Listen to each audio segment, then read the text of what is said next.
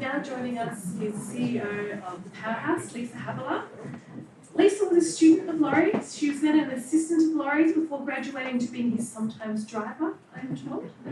But she's here today as his friend and one of Lawrence's most favourite people. They shared mutual respect, a great love for art and artists, and endless chat on the cliff of Wambarra was always punctuated by endless laughter. Welcome, Lisa.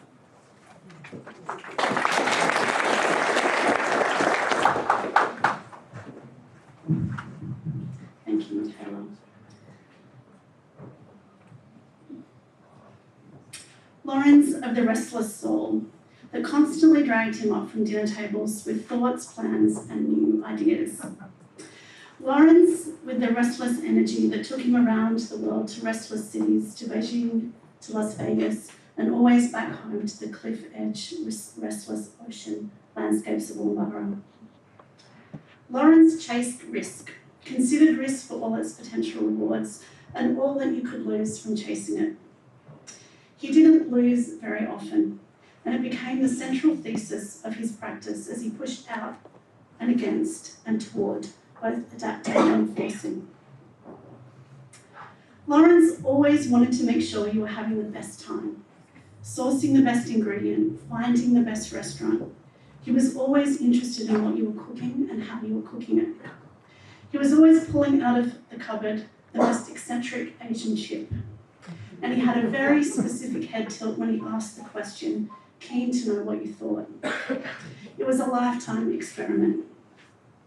Lawrence made great spring rolls, and he loved supermarkets. Lawrence would ask you what is happening in the world, but had already moved on before you had a chance to answer. Lawrence and Viv would have people over, and before the end of the night, Lawrence would already be back in his studio, his office, and his mind was already there. I can picture Lawrence in front of every generation of Apple computer. The screen getting bigger like a halo in the darkness, the ocean loud outside, the next deadline only hours away, but in a different time zone. Lawrence was always surrounded by an ecology of people, crazy and skilled people that moved in and out of his orbit, depending on what his latest project was. I was lucky to be one of those people somehow compelled to see what was going to happen next.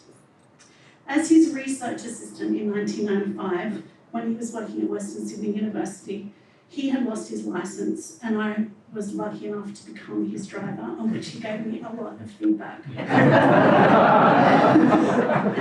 Manager of the database, indexer, CV formatter, and in the orbit of Lawrence. Lawrence had just started Vegas of Death that went across 1995 to 2001. And I remember arriving with him to Brookwood Crematorium with absolutely no explanation, where we spent 2 days following many bodies on their journey from coffin to small plastic box. He really cared about the details and these moments, these very big moments. I first met Lawrence when I arrived at art school, and I couldn't believe how much he was in and of the world, the endless pushing forward and out. Lawrence led many revolutions across many institutions that tried to slow him down, using up their international admin budgets in a single week. Being banned from the telephone, this is true, as he'd used the whole art department's telecom budget in the first semester. It was compelling to all that got to be in it, a position that provoked loyalty, with bigger ambitions than the minibar and too big to be contained.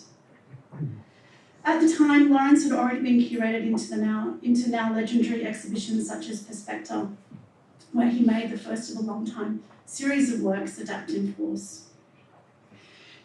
A work which was emblematic of the modified behaviours we gravitate between to survive the institution of humanity.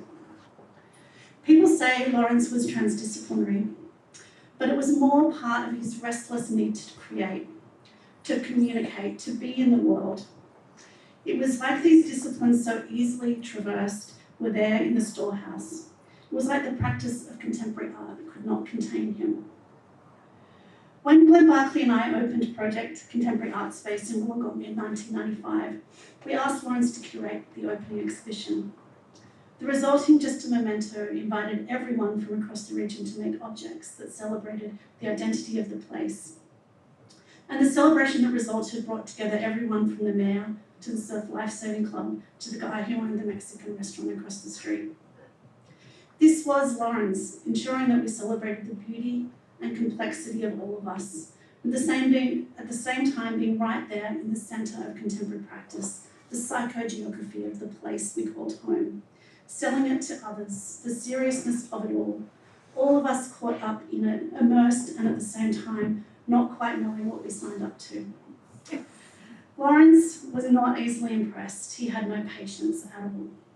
Vivian was at moments his one exception.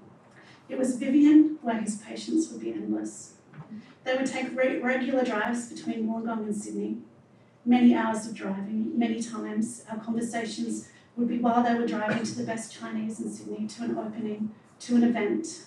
The drive as much a focused meditation, the manifestation of love, of time. I can see them now, their faces illuminated by the dashboard, by silence and an endless conversation that stretched across decades. Lawrence always fought against any type of permanence. In death, Lawrence was frustrated, decisive, and funny. He left the world as he lived, a talented outlier, defeating the odds, playing at the risky end, fighting the institution with moments of poetry, of care, of love, given to those who chose to take that journey with him.